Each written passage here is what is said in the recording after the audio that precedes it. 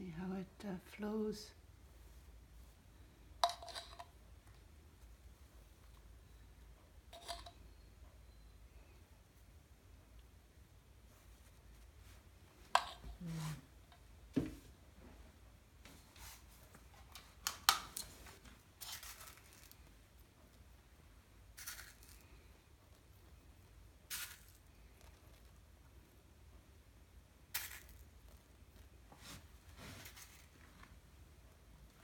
So the idea is to create these textures, and I'm using different kinds of textures. This is sort of clustered, and then this is just little spots, and then you can see here is really takes the dye, beats up the dye, and creates these patterns. So I wanted to create this confusion of background and foreground, of nature doing its thing in its most poetic ways. And often with silk painting, you have to be courageous and go quickly, because the paint here, the dye will dry, and then the salt method doesn't work anymore. So you don't need much for the paint to flow into these little recesses. You can't overpaint it. You just have to kind of go with the flow.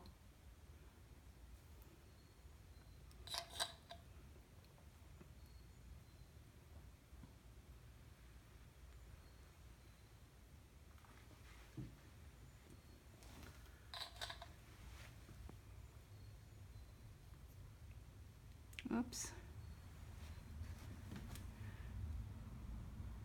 And you can't really, in my case, you can't really make mistakes, because nature doesn't make mistakes. And therefore, my painting method doesn't either.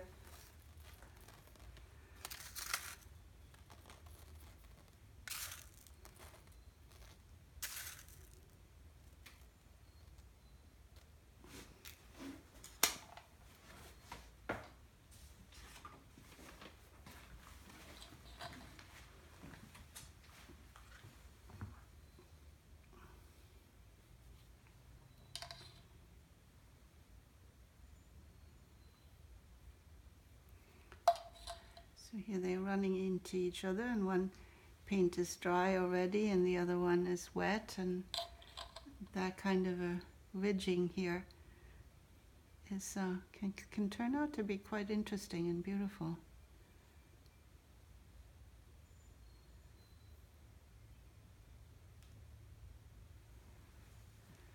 There we go. A bit more salt.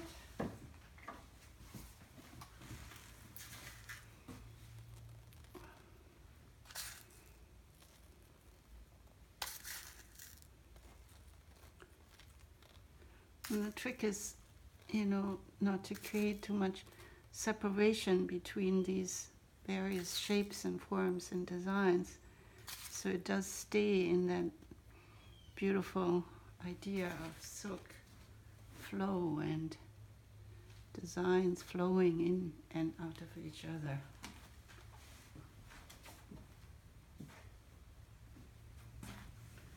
So here's the last big piece of this painting.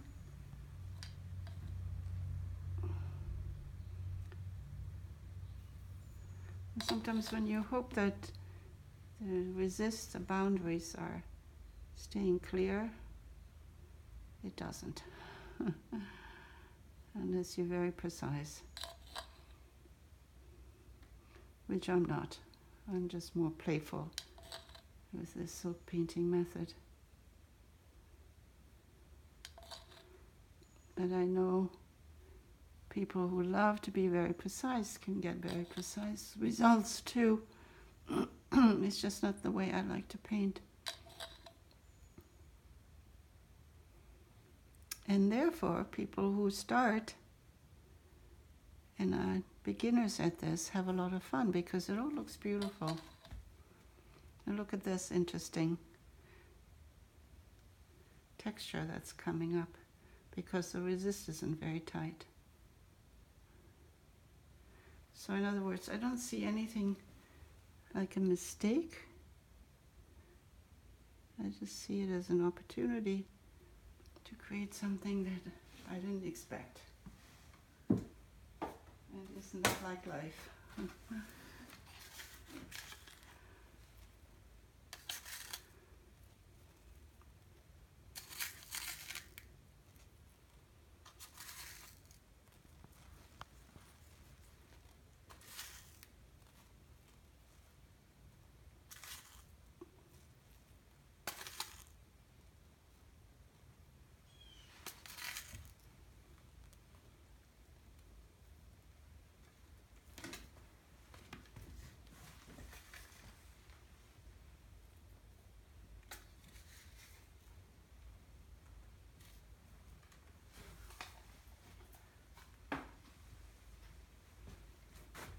Okay, I think that'll be it.